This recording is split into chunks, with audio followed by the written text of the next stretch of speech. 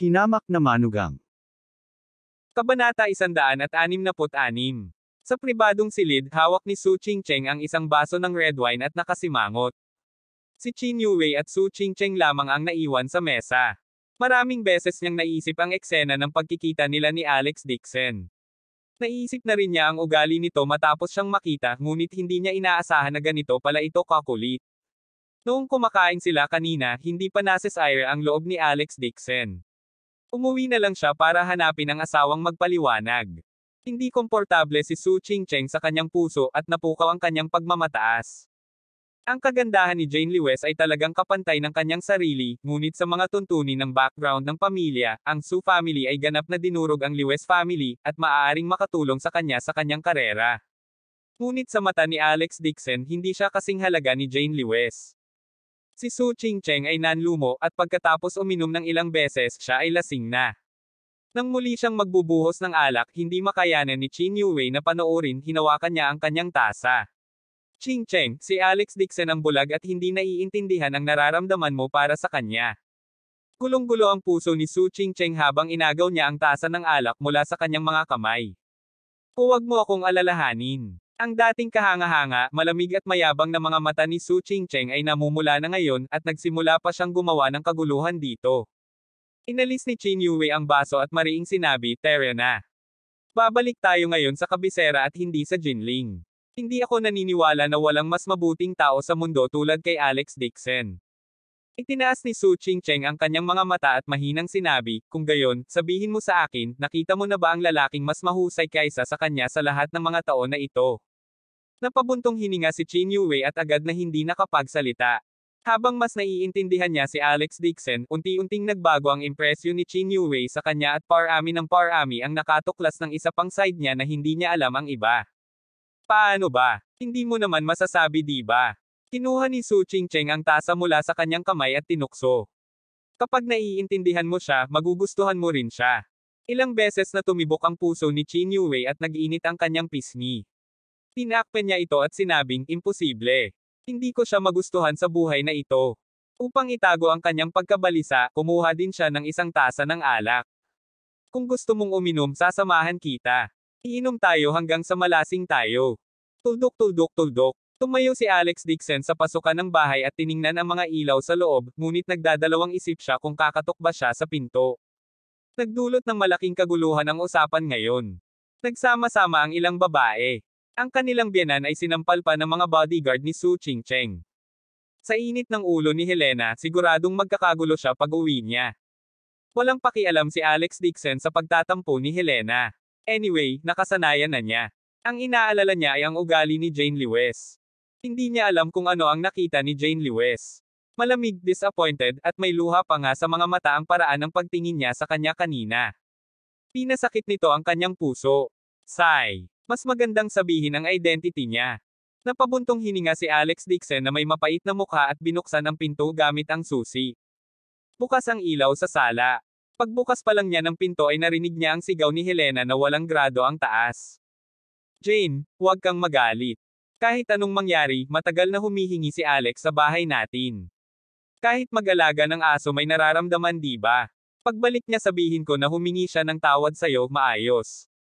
Wala naman sigurong ugali si Alex na mahilig manligaw kung saan-saan.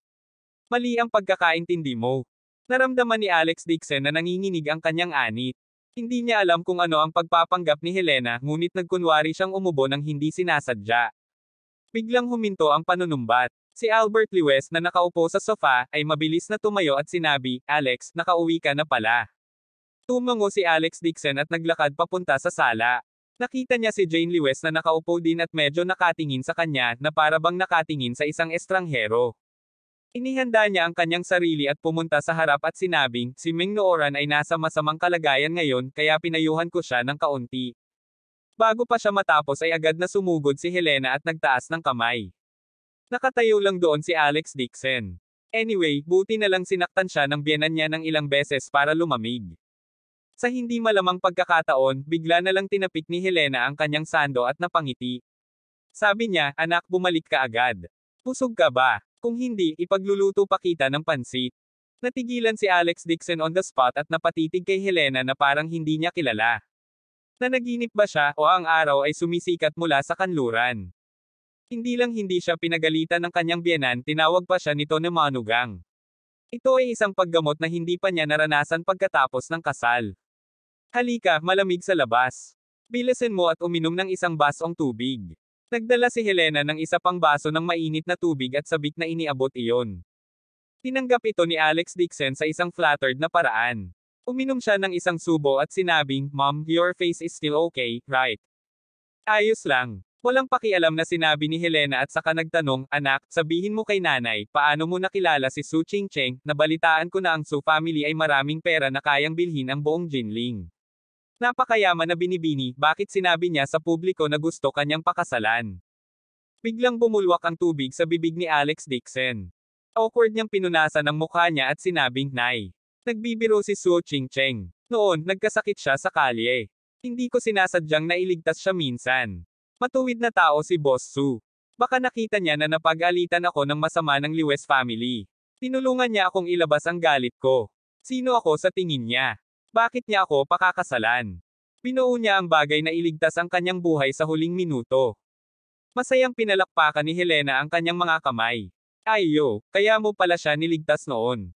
Napakayaman ni Boss Su. Bakit hindi ka humingi sa kanya ng gratitude fee? Tuluyan ang nakalimutan ni Helena ang sampal kanina. Ang kanyang isip ay napuno lamang ng bagay tungkol sa pagliligtas ni Alex Dixon kay Su Chingcheng. Sa anumang kaso, hindi siya naniniwala na si Su Chingcheng ay magpapakasal sa isang basurang tulad ni Alex Dixon. Ngunit iniligtas ng kanyang manugang ang buhay ng isang anak na babae ng Jing City. Hindi ba ito isang handa na pagkakataon upang kumita ng kayamanan? Agad na sinabi ni Helena ng mahigpit at matuwid, hindi natin siya mailigtas ng walang kabuluhan. Pumunta ka at hanapin si Su Chingcheng ngayon at humingi sa kanya ng 1 milyon, hindi, 2 milyong bayad sa pasasalamat. Hindi talaga nakatiis si Alex Dixon at tumingin lang kay Jane Liwes. Malaki ang pagbabago ng ugali ng kanyang biyenan. Ilang segundo na ang nakakaraan, pinapagalitan pa siya nito, ngunit ngayon ay humihingi siya ng init at pinipilit pa siyang humingi ng pera. Malamig na tumayo si Jane Liwes at mabilis na sinabi, "Nay, sabihin mo lang kay Alex Dixon. Kanina lang ay personal na dumating si Old Lady Liwes at hiniling sa kanya na magsalita ng ilang magagandang salita sa harap ni Su Chingcheng. Sasang-ayon kami sa pagtutulungan ng Liwes Company at Su family. Hanggat naabot ang kontrata, bibigyan namin siya ng 500,000 na komisyon." Kumunot ang noo ni Alex Dixon. Hindi nakapagtataka kung gaano kasigla si Helena sa kanya. Dahil iyon sa utos ng matandang ginang. Sa katunayan, pera lamang ang makakapigil sa biyenan. Malamig na bumuntong hininga si Jane Liwes, ang paborableng mga tuntunin ng kontrata ay nasa panig ng Liwes family. Pinakamalaki ang kita. Gusto mo bang si Alex Dixon na mismo ang makipag-ayos sa ganitong uri ng overlord contract? Huwag mong sabihin na ang Su family ay papayag.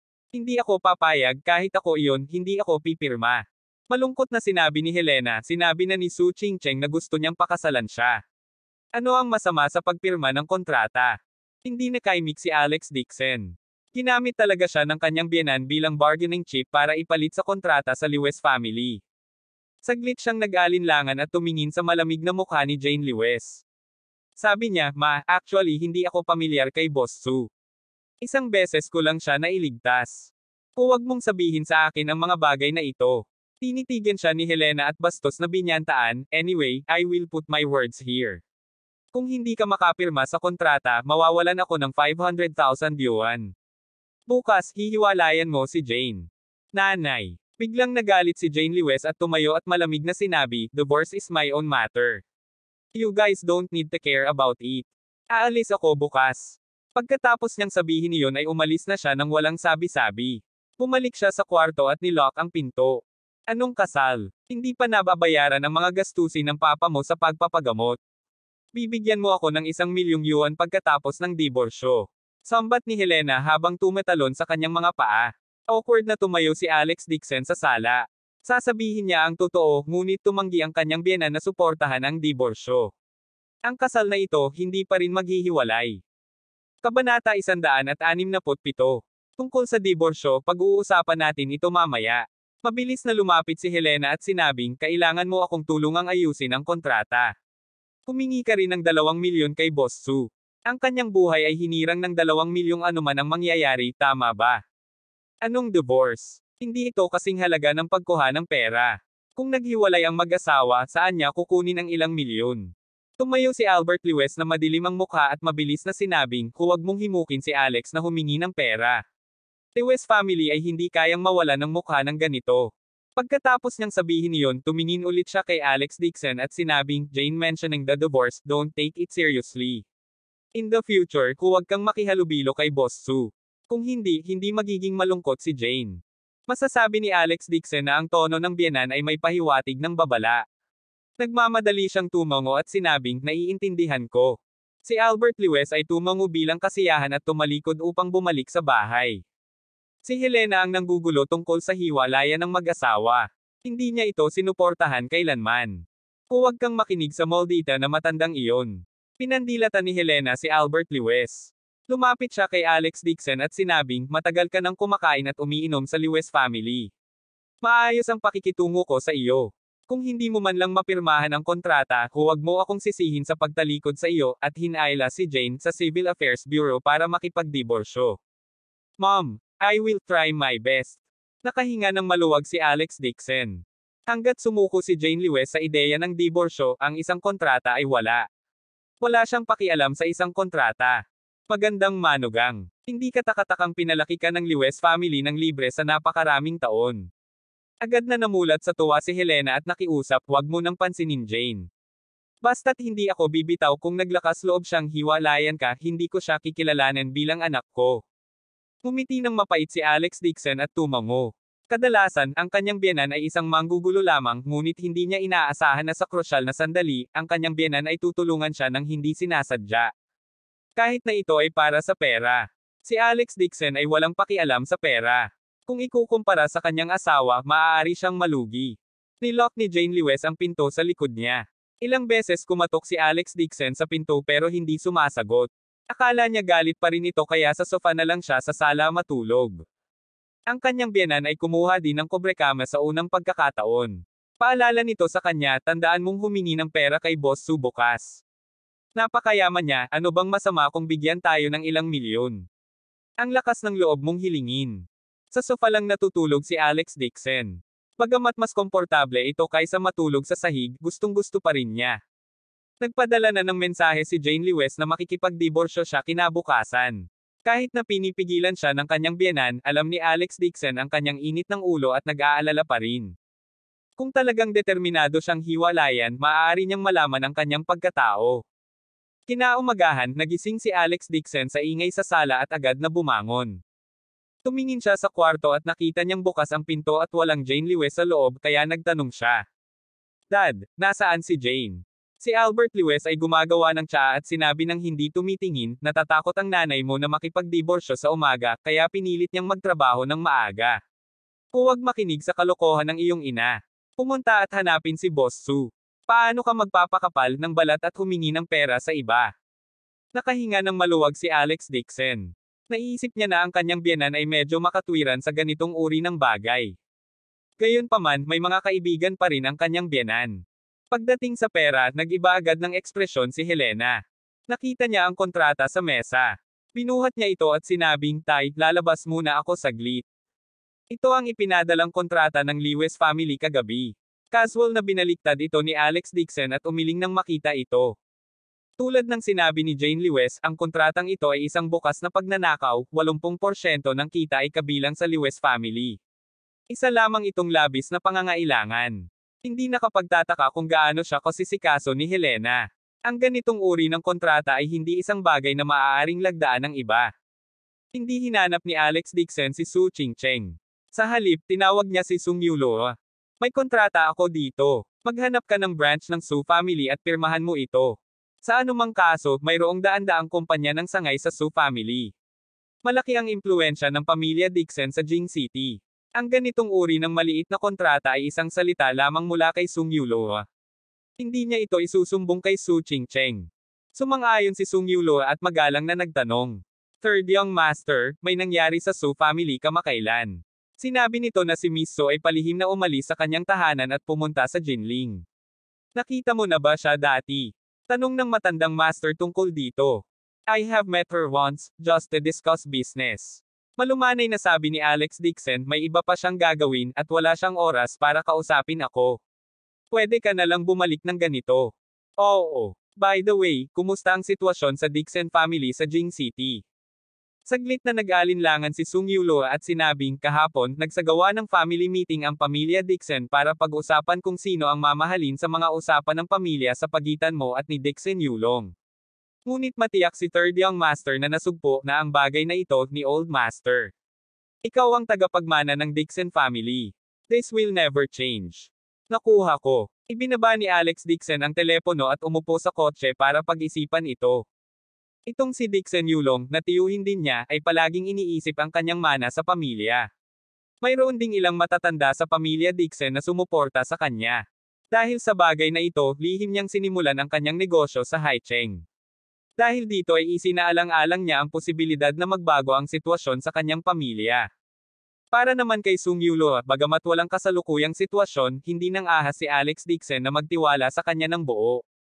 Hindi naman kasi siya trusted aide na inalagaan niya. Kailangan pa niyang maging magbantay. Hindi niya sinabi sa kanya ang tungkol sa pamumuhunan sa Haicheng. Ang kontrata ay ipinadala sa hapon. Inuwi ni Alex Dixon ang kontrata, ngunit si Helena lang ang nakita niya. Nakita niyang mahigit 5 na pala kaya nagtanong siya. Hindi ba umalis si Jane sa trabaho? Talagang pinirmahan ang kontratang ito. Todong ngiti si Helena habang kinukuha ang kontrata at mabilis na lumabas ng pinto. Anak, pirmahan mo ako ng ilang kontrata sa darating para makakuha ako ng komisyon. Napakadaling makakuha ng 500,000 yuan. Napakaganda. Madaling makuha ang perang ito. Ayaw ni Helena na makipaghiwalay ngayon si Alex Dixon. Gusto niyang tulungan siya nitong pumirma ng 8 o 10 kontrata para kumita. Nang makitang si Helena ay nag-aalala lamang sa kontrata, si Alex Dixon ay maaaring magmaneho sa Lewes Company. Binalak niyang sunduin ang asawa at bumaba sa trabaho bago kausapin si Jane Lewes. Sa ibaba ng kumpanya, naghihintay si Alex Dixon hanggang sa halos dilim na at hindi nakitang lumabas si Jane Lewes. Agad siyang pumasok at nagtanong sa front desk. Sinuri ng front desk. May isang kliyenteng nag-welcome ng hapunan. Tinawag ng kliyente si Designer Lewes na dumalo kaya pumunta siya. Sino ang kasama niya? Lewes Mingfeng, Presidente Lewes, sabay silang umalis, sabi ni Chen Ying. Kumunot ang noo ni Alex Dixon. Matagal nang ayaw ni Jane Lewes kay Lewes Mingfeng. Bakit siya pupunta at tumanggap ng mga kliyente? Dito, may mga kawani ng opisina sa kumpanya sa panahon ng bukod sa ordinaryong welcome banquet. Si Jane Lewes ay hindi nagkaroon ng pagkakataon. Pinigil niya ang kanyang pagdududa at tinanong ang pangalan ng restaurant. Agad siyang nagmamaneho papunta doon. Tuldok-tuldok-tuldok, sa private room ng restaurant. Malamig na umupo doon si Jane Lewes at itinaas ang ulo para tingnan ang pinto. Sa mesa, casual na nakikipag-chat si Lewes Mingfeng sa ilang empleyado ng kumpanyang kasama niya. Siya ay naiinip at sinabi, hindi mo ba sinabi na si Sister Liu ay nanggaling sa Jing City ngayon? Bakit wala pa siya? Si Sister Liu ang dati niyang kliyente. Nakatulong siya sa kanya na magpakilala ng maraming kontrata at pinakitunguhan siya ng mabuti. Nagpapasalamat si Jane Lewes sa kanya kaya gumawa siya ng exception at lumapit. Tumawa si Lewes Mingfeng at sinabi, walang nagmamadali, baka na-late pa ang eroplano. Maghintay pa tayo ng konti. Ganoon ba? Tiningnan ni Jane Lewes ang oras. Halos alas 7:30 na at may bakas ng pagdududa sa puso niya. Kung hindi ako dumating kaagad, babalik ako. Sa sandaling ito, itinulak ang pinto ng pribadong silid at isang mabait na mukhang nasa katanghaliang gulang na babae ang pumasok na nakangiti. Tumangala si Jane Lewes at agad na nakahinga ng maluwag at ngumiti, Sister Liu. Please take a seat. Jane, long time no see. I have missed you. Ngumiti si Sister Liu at lumapit sa kanya para yakapin siya. Tuwang-tuwa si Jane Lewes at nang uupo na siya, bigla niyang nakita ang ibang tao na lumabas mula sa likuran ni Sister Liu at agad na nagbago ang ekspresyon ng mukha niya habang mahigpit na nanunumbat. Bakit ka nandito? Kabanata 168. Nagulat si Sister Liu kay Jane Lewes pagkatapos ay tumingin kay Gao Junwei na nasa likod niya na may pagtataka na ekspresyon. Mabilis na tumayo si Lewes Mingfeng at nakangiting sinabi, Jane, si Junwei ay galing kay Haicheng ngayon. May relasyon ang kanyang ama kay Sister Liu kaya tinawagan ko siya. Napakagatlabi si Jane Lewes at sa sobrang galit ay nanginginig ang buong katawan. Naiinis siya nang makita si Gao Junwei pero tinawag talaga siya ni Lewes Mingfeng. Nakabenda pa rin ang braso ni Gao Junwei. Ngumiti siya na parang walang nangyari at sinabing, Jane, galit ka pa rin ba sa akin? Ayaw ni Jane Lewes na abalahin siya. Pinipigilan niya ang kanyang galit at sinabing, Sister Liu, pasensya na. May gagawin ako ngayon. Hihingi ako ng tawad sa iyo bukas. Maghintay. Tumayo si Lewes Mingfeng at nakasimangot na sinabi, sa wakas ay dumating si Sister Liu sa Jinling. Kung hindi mo ibibigay ang kanyang mukha, iyan ay masyadong masama. Kung may mangyari kay Jane, hindi mahalaga. Mabilis na sabi ni Sister Liu. Tinitigan ni Lewes Mingfeng si Jane Lewes at sinabing, huwag kalimutan, kinakatawan mo na ngayon ang kumpanya ng Lewes. Higit pa rito, lilipad si Sister Liu sa Lu City bukas ng umaga.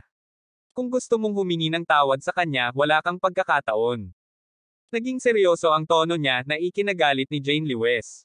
Napaupo na lamang siya ng may malamig na mukha. Nakahinga ng maluwag si Lewes Mingfeng at sinubukang ayusin ang mga bagay gamit ang isang ngiti. Wala lang. Konting conflict lang sa bahay. Maliit na bagay lang. Jane, kasalanan ko to last time.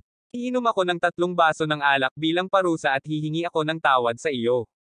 Kinuha ni Gao Junwei ang baso ng alak gamit ang isang kamay at ngumiti kay Jane Lewes bago uminom sa isang lagok. Hindi siya pinansin ni Jane Lewes dahil alam niya kung anong klaseng tao si Gao Junwei. Mabilis na binago ni Lewes Mingfeng ang paksa. Maya-maya, naging maayos na ulit ang mesa. Pagkatapos kumain, gustong umalis ni Jane Lewes, ngunit inutusan ni Lewes Mingfeng na tanggapin at samahan si Sister Liu. Mahilig kumanta si Sister Liu kaya pagkatapos kumain, inayos ang programa na nasa isang KTV. Kinailan ni Lewes Mingfeng si Jane Lewes pabalik at gumawa ng napakasual na hitsura.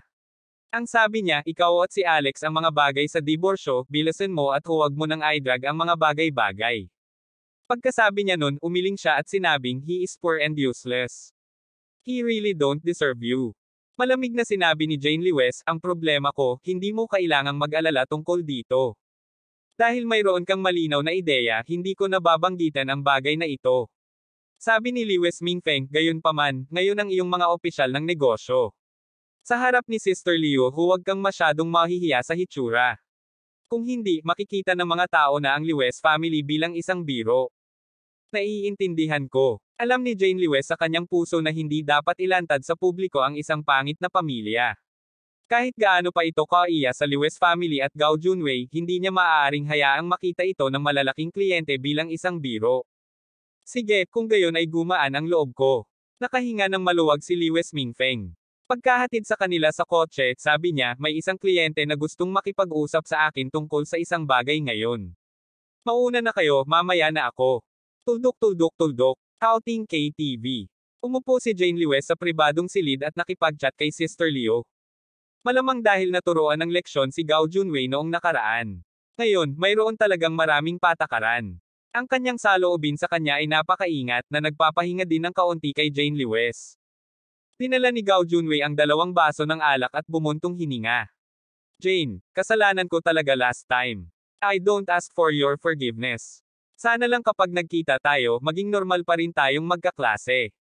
Idiniin niya ang salitang classmate. Pinayuhan din ni Sister Liu, narinig kong binanggit ni Lewes Mingfeng na magkaklase kayo ni Gao Junwei, di ba? Magkaklase kayong dalawa, di ba? May hindi maiintindihan ba? Sa tingin ko ay medyo sincere si Gao Junwei, kalimutan na natin ang bagay na ito. Sumimangot si Jane Lewes. Inalagaan niya ang mukha ni Sister Liu at dahil sa relasyon ng kanyang kaklase, hinawakan niya ang baso ng alak at ininom iyon nang hindi man lang tumitingin. Pwede ka na bang umalis? Awkward na tumawa si Gao Junwei. Pagkatapos uminom ng alak, tumalikod na siya at umalis. Hindi man lang siya nilingon ni Jane Lewes. Imposibleng malutas ang sama ng loob. Ngayon, dahil lang sa mukha ni Sister Liu. Nang lumingon siya, agad na nawala ang ngiti sa mukha ni Gao Junwei at mabangis siyang bumulong. Damn it. Do you really think that you are a saintess? Sandali. Kailangan mong lumuhod at magmakaawa na paglaruan kita. Ang tasa ng alak na kanyang iniabot ay naglalaman ng isang malakas na pampakalma. Hanggat humigop ang isa, gaano man kalinis ang isang babae, magiging tubig. Tumawag si Sister Liu sa telepono at malungkot na sinabi, Jane, may kaibigan akong pumunta rin sa KTV. Aalis ako sandali. Hintayin mo akong bumalik. It's fine. You can go, mabilis na sabi ni Jane Lewes. Tumango si Sister Liu at tumayo para lumabas ng private room. Umalis man si Sister Liu, 4 o 5 tao pa rin ang nasa private room, kaya nirelax ni Jane Lewes ang kanyang pagbabantay at kinuha lamang ang kanyang telepono para magpalipas ng oras. Sa telepono, mayroong higit sa 100 mga hindi nasagot na tawag. Lahat ito ay galing kay Alex Dixon. Nagalit si Jane Lewes nang makita ito, kaya pa simple niyang pinatay ang telepono. Hindi niya alam kung anong klaseng alak ang nainom niya ngayon. Ngayon ay medyo nahihilo siya at nag-iinit din ang kanyang katawan. Gayunpaman talagang may bakas ng lamig sa kanyang pulso na nagpawala ng init sa kanyang katawan. Walang malay na tiningnan ni Jane Lewes ang bracelet. Ito ang shell bracelet na ibinigay sa kanya ni Alex Dixon. Gusto niya itong tanggadaxen ngunit binitawan niya ang kanyang kamay at napabuntong hininga sa pagkadismaya. Noong araw na iyon, narinig niya ang mga salita ni Su Qingcheng at nakita niyang hindi tumanggi si Alex Dixon. Napuno ng selos ang puso niya at halos mapaiyak siya sa galit. Siya ang kanyang legal na asawa, ngunit mukhang hindi siya sineseryoso ni Alex Dixon.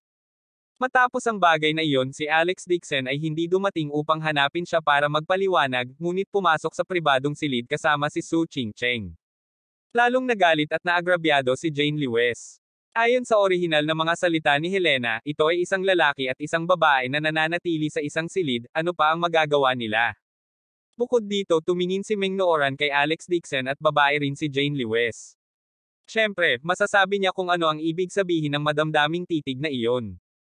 Sa huli, silang dalawa pa rin ang magkasama. Halos hindi niya matanggap ang lahat ng ito, ngunit hindi matanggap ni Jane Lewes na talagang nagsisinungaling sa kanya si Alex Dixon at hinanap sina Meng Nooran at Su Qingcheng sa kanyang likuran. Kaya naman nag-propose siya ng divorce. Ang mga kasinungalingan ay mga bagay na hindi niya kayang tiisin. Tuldok. Tumigil sa pagkanta si Gao Junwei sa kanyang puso. Pagkatapos niyang kumanta ng Little Apple, kumanta siya ng isa pang kanta, 18 Touch. Buong lakas na pumalakpak ang iilan sa kanila. Actually, ayaw niya talagang kumanta. Puno ng galit ang sikmura niya, ngunit pagkaraan ng ilang sandali ay nakita niyang gising pa rin si Jane Lewes at hindi niya maiwasang magulat. Ang gamot na ito ay nagiging mas malalim sa loob ng 3 minuto at ito ay higit sa 1 minuto. Bakit gising pa si Jane Lewes? Ang kaibigan ni Ate Liu kanina ay palihim ding inayos ni Gao Junwei. Naghintay siya hanggang sa siya ay nainip at binigyan sila ng tingin. Naunawaan ng iilang tao sa silid at naghanap ng dahilan para makaalis. Napakabilis, si Gao Junwei at Jane Lewes na lang ang naiwan sa silid. Inaantok na si Jane Lewes ngunit sa tuwing gigising siya ng malamig na pakiramdam sa kanyang pulso. Nang mabawi niya ang kanyang pakiramdam, nagulat niyang natuklasan na sila na lang ni Gao Junwei ang naiwan sa pribadong silid. Agad siyang tumayo at akmang lalabas. Isang malamig na hangin ang biglang dumating mula sa likuran. Bago pa makatalikod si Jane Lewes ay mahigpit na hinawakan ang kanyang pulso. Bitawan mo ako. Lumingon si Jane Lewes at pinandilatan siya. Mahigpit na hinawakan ni Gao Junwei ang kanyang pulso at diretsong nakatingin sa kanyang dibdib. Malabo ang mga mata niya. Jane, the more you look, I just can't figure it. Alex Dixon is so poor, bakit siya sinuwerte at natulog sa iyo? Kabanata 169. Basta, bitawan mo. Biglang napagtanto ni Jane Lewes ang panganib at buong lakas na nakipaglaban. Ngumiti ng malas si Gao Junwei at biglang sumubsob sa kanya. Gusto mo bang tumakbo? Ngayon, hindi ka makakatakas kahit na may pakpak ka. O mas mabuting masunurin mong habarin ang iyong mga damit at hayaan mo akong magkaroon ng sapat na kasiyahan para mabawasan ang paghihirap. Walang kahihiyan. Kung maglakas loob kang hawakan ako, hindi ka patatawarin ng Lewes family. Tumawa si Gao Junwei at maluwag na sinabi, wala akong kahihiyan. Ang walang hiya ay ang pamilya Lewes. Alam mo ba kung sino ang nag-aayos nitong gabing ito? Ang iyong malaking tiyuhin, si Lewes Mingfeng. Gusto niyang pumirma ng kontrata sa Gao family, at ang bargaining chip ay para makipaglaro ka sa akin. Ano? Nanlamig ang puso ni Jane Lewes at napabuntong hininga siya. Ang dugo sa kanyang katawan ay agad na naging walang kapantay na lamig. Ibinenta nga siya ng uncle niya na si Lewes Mingfeng kay Gao Junwei para sa investment. Si Jane Lewes ay labis na galit at labis na nanghihinayang. Hindi siya dapat nagtiwala kay Lewes Mingfeng ng ganoon kadali. Pulang-pula ang maganda niyang mukha sa galit. Ang kanyang dibdib ay patuloy na naninikip na nagpatuyo ng lalamunan ni Gao Junwei. Ang babaeng ito ay parang hinog na mansanas. Hindi nawala ang kanyang kadalisayan, ngunit nagpalabas din siya ng isang mature na alindog. Naiisip ni Gao Junwei na si Jane Lewes ay idiniin niya at pinaglalaroan niya na parang isang maliit na tupa. Umakyat ang dugo sa kanyang ulo sa buong katawan at hindi niya napigil ang ihagis ang sarili sa kanya. Nakaramdam ng lamig sa buong katawan si Jane Lewes. Siya ay natakot at tinapakan ang paa ni Gao Junwei gamit ang kanyang mataas na takong. Nakaramdam ng kirot si Gao Junwei ngunit mas naging excited ang kanyang ekspresyon. Ngumiti siya ng masama at sinabing, huwag ka nang magpumiglas pa. Sumunod ka sa akin. Sa darating, makakain at makakainom ka ng maayos. Mas mabuti na ito kaysa sumunod sa kawawang iyon. Sinamantala ni Jane Lewes ang oras na sumasakit ang kanyang mga paa at kinuha ang kanyang telepono upang mabilis na magpadala ng mensahe kay Alex Dixon. Sagipin mo ako. Bago niya may padala ang address kay Alex Dixon, ibinalik ni Gao Junwei ang kanyang telepono sa lupa. Tuldok tuldok tuldok. Tiningnan ni Alex Dixon ang nilalaman ng mensahe at ang hangarin sa pagpatay ay umusbong sa kanyang puso. Kung may nangyari kay Jane Lewes, papatayin niya ang buong Lewes family para ipaghiganti siya. Nagmamadali siyang umayos ng sasakyan at nagmaneho papunta sa restaurant na kinainan kanina ni Jane Lewes. Pagkarating ng napakabilis, gustong sumugod ni Alex Dixon. Papasok pa lang siya ay biglang may nakita siyang pamilyar na figure sa gilid ng kalsada. Si Lewes Mingfeng iyon. Tumabi siya sa isang Mercedes-Benz at parang may hinihintay. Nanlamig ang mukha ni Alex Dixon at agad siyang sumigaw sa malalim na boses, Lewes Mingfeng, nasaan ang asawa ko? Ang lalaking iyon ay si Lewes Mingfeng. Nang makita niya si Alex Dixon, napamura siya ng masama. Anong asawa? Ang walang kwentang tulad mo ay hindi na manggagaling ng Lewes family. Hindi kami naghiwalay ni Jane. Hindi ka pwedeng makialam sa mga usapan namin. Lumakad si Alex Dixon nang may malalaking hakbang at tinitigan siya. Nasaan ang aking asawa? Nagpakita si Lewes Mingfeng ng poot sa kanyang mga mata at nginisyen. Naiinis niyang sabi, miyembro ng Lewes family si Jane Lewes. Siyempre makokontrol siya ng tiyuhin niya. Payo ko bukas, hiwalayan mo na siya. O kaya ay magsuot ka ng berdeng sombrero. Malamang nakahubad ang asawa mo ngayon. Siya ay kasalukuyang nasa ilalim ng katawan ng ibang lalaki, gustong mabuhay at mamatay. Anyway, ininom niya ang alak na hinaluan ng happy scatter. Kahit pumunta ka doon, walang kwenta.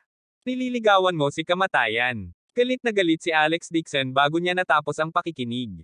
Tinawakan niya ang kwelyo ni Lewes Mingfeng at sumigaw na may mapupulang mukha, nasaan siya? Bibigyan kita ng huling payo. Kung may mangyari kay Jane, ang buong Lewes family ay mamamatay para sa akin. Ang quick scatter ay isang uri ng gamot na kumalat sa mga pangunahing bar sa Jinling. Ang inihalo sa alak ay walang kulay at walang lasa. Kahit pakalakas ang isang babae, maaari siyang maging lusek ng tubig sa isang higop lamang. Ang nakapagpapagaling na epekto ay napakalakas na kahit isang lalaki ay hindi nasisiyahan. Kinagat ni Lewes Mingfeng ang kanyang mga ngipin at mabangis na sinabi, basura, sino ang sinusubukan mong takutin? Gusto mo bang malaman? Lumuhad ka at dilaan mo ang aking sapatos. Ikaw na basura. Ikaw ang naging sanhi ng pagkapilay ng kamay ng anak ko at ang iyong asawa ang bayad ng utang na ito. Nakinabang ka pa nga dito. Umakyat ang dugo sa ulo ni Alex Dixon. Pulang dugo ang kanyang mga mata habang galit na umuungal, pamangkin mo siya. Wala ka lang pakialam sa relasyon ng pamilya. Hindi ba matagal na kayong umalis sa Lewes family? Ngumisi si Lewes Mingfeng, binuksan ang kanyang kamay at itinuwid ang kanyang kwelyo. She is helping an outsider. She only protects trash like you. She deserves it. Galit na galit siya kay Alex Dixon kaya gusto niya itong balatan. Gayunpaman, gusto pa rin niyang utusan ni Helena si Alex Dixon na pirmahan ang kontrata, kaya hindi muna siya lumipat sa ngayon. Gusto niyang gamitin ang kanyang asawa para ilabas ang kanyang galit. Ngayong napirmahan na ang kontrata ng Su family, wala nang silbi si Alex Dixon. Nagpa siya si Lewes Mingfeng na hayaan munang magsuot ng berdeng sombrero si Alex Dixon. Bukas, hahanap siya ng makakatalo kay Alex Dixon hanggang mamatay at maghiganti sa kanyang anak. Hindi ko naman sasabihin, di ba? Si Alex Dixon ay nagkaroon ng layuning pumatay at ang kanyang mga mata ay nanlalamig. Nagulat si Lewes Mingfeng. Hindi pa siya nakakita ng ganoong basura. Sa sobrang nakakatakot na tingin sa kanyang mga mata, naramdaman niyang may mali at agad na umatras. Hehe, tapos na ang Lewes family mo. Malamig na sabi ni Alex Dixon. Bigla niyang ibinato ang kanyang kamao at inihagis kay Lewes Mingfeng. Tumalsik ang maduming dugo kung saan-saan. Nasira ang tulay ng ilong ni Lewes Mingfeng. Nakaramdam siya ng matinding kirot sa kanyang puso at may dugong lumabas sa kanyang bibig. Galit na sigaw niya, at tinakpan ang mukha sa kahihiyan habang sinusubukang tumakas. Malamig ang mga mata ni Alex Dixon. Pumakbang siya at sinipa ang ibabang likod ni Lewis Mingfeng. Hindi niya kailanman inilagay ang Lewis family sa kanyang mga mata. Dahil lang sa asawa niya kaya niyang tiisin ang bossy na ugali ni Lewis Mingfeng. Pero ngayon, hindi na niya kailangang ipagpatuloy ang pagpapanggap. Ang ganitong uri ng pamilya ng basura ay kailangang linisin ng malinis. Sa isang sipa na nagdala ng malakas na hangin, si Lewis Mingfeng ay sinipa ng 3 metro ang layo at nahulog sa putikan. Sa sobrang sakit ay hindi na siya makabangon. Napaupo siya sa takot at sumigaw. Alex Dixon, nababaliw ka na ba? How dare you hit me? Si Alex Dixon ay mukhang walang pakialam at sinipa ang Mercedes-Benz. Ang Mercedes-Benz ay nagkaroon ng malakas na pagputok. Ang pinto ng Mercedes-Benz ay nagbago ng hugis. Yumuko si Alex Dixon at tinapakan ng isang paa ang kotse. Ginamit niya ang isa niyang kamay para hawakan ang pinto at pilit itong hinaila. Ikaw, anong ginagawa mo? Tiningnan ito ni Lewis Mingfeng at nanginginig. Mukha siyang takot na takot. Alam niya na hindi masama ang husay ni Alex Dixon, ngunit ang ganitong uri ng nakakatakot na lakas ng braso ay hindi maaaring taglayin ng isang tao. Hinawakan ni Alex Dixon ang pinto ng kotse at naglakad papunta kay Lewis Mingfeng hakbang-hakbang na may maliit na ekspresyon. Habang naglalakad, nilabas niya ang phone niya at nilagay sa pagitan ng tenga at leeg niya. Hoy, Sung Yulo, pumunta ka at hanapin agad ang kinaroroonan ng asawa ko. Kailangan natin siyang hanapin kahit kailangan nating hanapin ang buong Jinling. Mayroon kang 1 minutong-minuto para hanapin siya. Kung hindi, hindi mo na ako makikita mula ngayon. Nang matapos si Alex Dixon sa pagtawag, kinaladkad niya ang pinto ng kotse at naglakad papunta kay Lewis Mingfeng. Ang metal na pinto ng kotse at ang sementong lupa ay gumawa ng nakakatalam na tunog ng basag. Namutla ang mukha ni Lewis Mingfeng. Pinagsisisihan niya ang pagpukaw kay Alex Dixon para sa isang sandali ng kaligayahan. Hindi bababa sa kailangan niyang maghintay hanggang sa makarating siya sa isang ligtas na lugar bago hiyain ang basurang ito sa loob ng kanyang puso. Basura. Isang ideya ang biglang pumasok sa isip ni Lewis Mingfeng. Basura ba talaga si Alex Dixon? Nanginag ang buo niyang katawan at mabilis niyang itinaas ang ulo para humingi ng awa. Alex Dixon, kung may sasabihin ka, sabihin mo ng maayos. Sabihin ko sa'yo, nasaan ang asawa mo? Huli na. Sabi ni Alex Dixon na walang ekspresyon ang mukha. Bigla niyang itinulak ang pinto ng kotse at hinagis ito kay Lewis Mingfeng. Sumigaw si Lewis Mingfeng sa mahigpit na boses. Ang kanyang ulo ay tila natama ng mabigat na martilyo at siya ay bumagsak sa lupa. Isang daloy ng maruming dugo ang damaloy mula sa kanyang ulo. Nagitim ang kanyang mga mata at nakaramdam siya ng matinding sakit sa kanyang ulo. Damaloy ang dugo sa kanyang mga mata at lahat ng nasa harap niya ay namula. At si Alex Dixon na nakatayo sa harapan niya ay parang demonyong kalalabas lang sa impyerno. Natakot si Lewis Mingfeng hanggang sa mamatay. Habang siya ay sumisigaw at humihingi ng awa, patuloy siyang gumagapang paatras ng buong lakas. Kabanata 170. Tinapakan ni Alex Dixon ang kanyang guya at malakas na tinapakan pababa. Bitek. Napaungol sa sakit si Lewis Mingfeng at takot na tumingin sa kanyang guya. Nakayuko talaga siya sa kakaibang anggulo. Nabali ang buto ng paa niya sa sipa ni Alex Dixon. Si Lewis Mingfeng ay natakot at napasigaw, nakikiusap ako sa iyo. Alang-alang sa tiyuhin ni Jane, iligtas mo ang aking buhay. Sasabihin ko na ngayon. Sa sandaling ito, tumunog ang telepono ni Alex Dixon. Casual niyang ibinato ang pinto ng sasakyan sa gilid at kinuha ang kanyang telepono. Dumating ang magalang na boses ni Sung Yulo. Third Young Master, nakipag-ugnayan ako sa mga pinuno ng ilang pangunahing underground forces sa Jinling. Mula sa surveillance sa Skynet, nalaman kong pumasok si Jane Lewes sa Haoting KTV. Iyon ang teritoryo ng isang taong tinatawag na Mr. Kai. Siya ay may sinakop ang kalahati ng teritoryo ng Jinling City. Nagpadala na ako ng isang tao para sumugod doon ng napakabilis. And, hindi masama, napatingin si Alex Dixon sa kanyang telepono. 5 minuto lang ang lumipas. Nasiyahan siya sa kahusayan ni Sung Yulo at pakiramdam niya. Dahil may pinadala siya, maaari siyang maglaan ng ilang minuto at tapusin muna si Lewis Mingfeng, ang halimaw. Napuno ng dugo ang ulo ni Lewis Mingfeng at napasigaw siya sa takot, sasabihin ko na. Sasabihin ko na. Nasa Haoting KTV si Jane. Hayaan mo ako sa pagkakataong ito. Hindi ako mangangahas na gawin ito muli. Huli na ang lahat. Gusto lang ni Alex Dixon ang buhay niya ngayon. Tinapakan niya ang katawan ni Lewis Mingfeng, kinuha ang kanyang telepono, at tinawag sina Wang Lizu, Wang Zhengang, at Qin Gang ayon sa pagkakabanggit.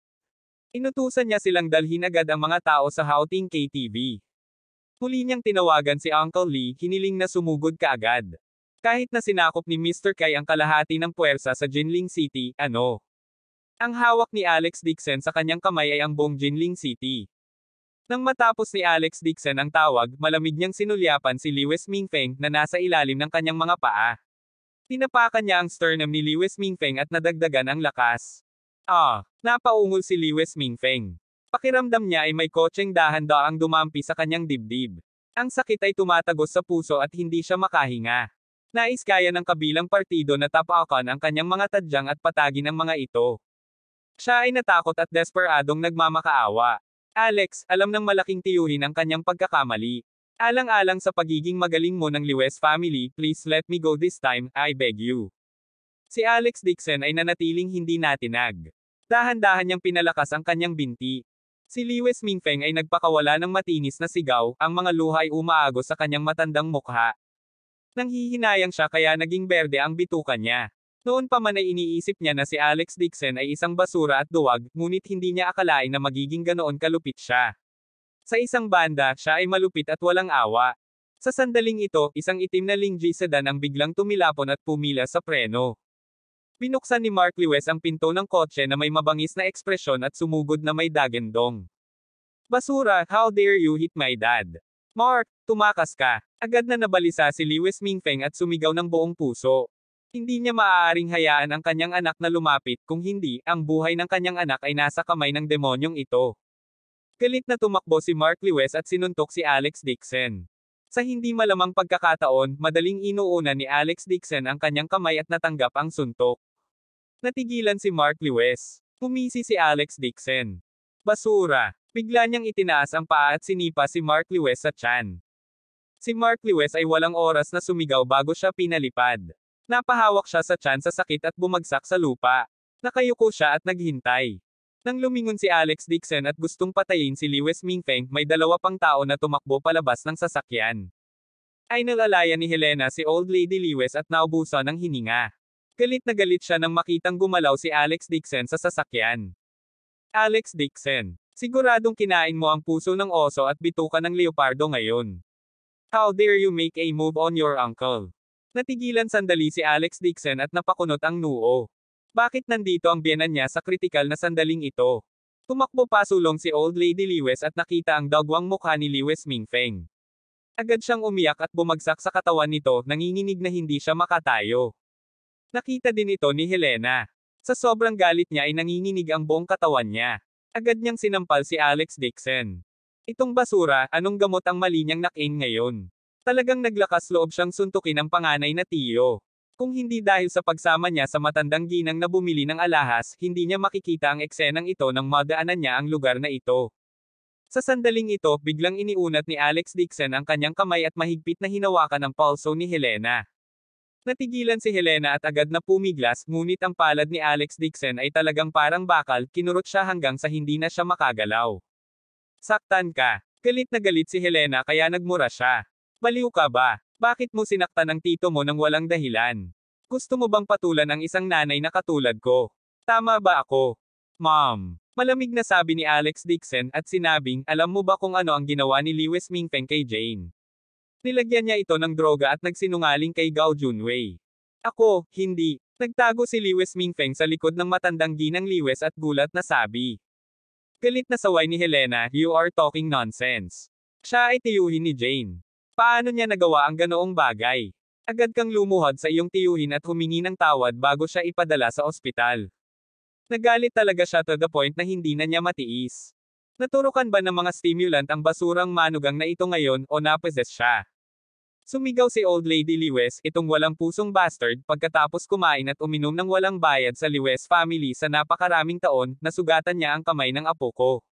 Binugbog pa niya ang tiyuhin ko, at hindi mo lang alam ang status niya. Kung may kakayahan ka, bugbugin mo rin ako hanggang mamatay. Nang makitang nagagalit si Old Lady Lewis, natarante si Helena at mabilis na sinabi, Nay. Tuturuan ko siya ng leksyon ngayon. Pagkatapos sabihin iyon, mabangis siyang naglakad pasulong at sinipa si Alex Dixon. Sa mga sandaling ito, biglang tumama ang isang nakasisilaw na ilaw ng sasakyan, na tumagos kay Helena ng husto kaya hindi niya napigil ang ipikit ang kanyang mga mata at gamitin ang kanyang mga kamay para harangan ang liwanag. Sa mata ng karamihan, isang itim na Bulgarian ang dahan-daang dumaan. Bumaba ng kotse ang driver at magalang na binuksan ang pinto ng kotse. Lumabas ng sasakyan si Lee Tailey. Nang makita niya ang eksenang ito, natigilan din siya. Si Direk Lee. Bumangon si Mark Lewis sa lupa at napasigaw sa gulat. Natakot din si Helena at hindi nang ahas na umakyat at sipain muli si Alex Dixon. Si Lee Tailey ay awkward na tumingin kay Alex Dixon at walang lakas ng loob na magsabi ng kahit ano. Inangat ni Alex Dixon ang kanyang ulo at nagtanong, ano ang gusto mo sa akin? Nagulat si Helena. Iyon ay ang ambisyosong Lee Tailey. Sa huling pagkakataon noong nasa ospital siya, tinakot niya ito hanggang sa hindi ito makatulog buong araw. She scolded in a low voice, basura, paano mo nakausap si Director Lee? Humingi ka agad ng tawad. Nagbingi-bingihan si Alex Dixon. Nang makita ang mga salita ni Alex Dixon, hindi na naglakas loob si Lee Tailey na nagpanggap. Magalang niyang iniabot ang susi ng sasakyan. Master Dixon, oh, hindi, Mr. Dixon. Nakalimutan ko ang susi ng kotse mo sa hapunan. Dadalhin ko ito sa iyo. Huminto si Alex Dixon at malamig na kinuha ang susi ng sasakyan. Wala na siyang pasensya. Gagawin niya ang mga maliliit na fries na mula sa Lewis family. Pagbalik ni Jane Lewis, sasabihin niya sa kanya ang lahat. Nang makita nila si Alex Dixon na nag-uutos kay Lee Tailey habang ang kabilang partido ay talagang nagpapakita ng magalang na mukha, ang grupo ng mga tao ay natigilan at hindi nakaimik. Maging si Lewis Mingfeng na nasa lupa ay nakalimutan na ang sakit at gulat na tumingin sa eksenang ito. Ang susi ng sasakyan na ito ay Aston Martin. Laking gulat ni Mark Lewis na halos lumuwa ang mga eyeballs niya. Ang kotse na ito ay hindi higit sa 40 milyon. Noon pa man ay naiinggit siya sa kotseng ito, isang limitadong edisyon sa mundo. Kung itinaboy niya ito para magpakitang gilas sa harap ng mga kaibigan niya, astig. Pero wala siyang choice. Sa pondo ng Lewis Company, hindi banggitin ang hindi kayang bilhin ang kotseng ito, wala man lang silang karapatang makipag-appointment para makabili ng sasakyan. Hindi man lang nila siya tinanggap. Ito ay isang kotse na walang higit sa 40 milyon. Biglang ibinuka ni Helena ang kanyang bibig at tinitigan ang susi ng sasakyan. Saan napunta ang basurang ito para manloko ng isang luxury car na hindi hihigit sa 40 milyon? Hindi talaga siya umimik. May balak ba siyang itago ang sasakyan at mag-isa itong magmaneho? Ibigay mo sa akin ang susi ng kotse, ako na ang bahala sa'yo. Galit na galit si Helena at agad na iniunat ang kamay at napamura ng matuwid. Abangan ang susunod na kabanata.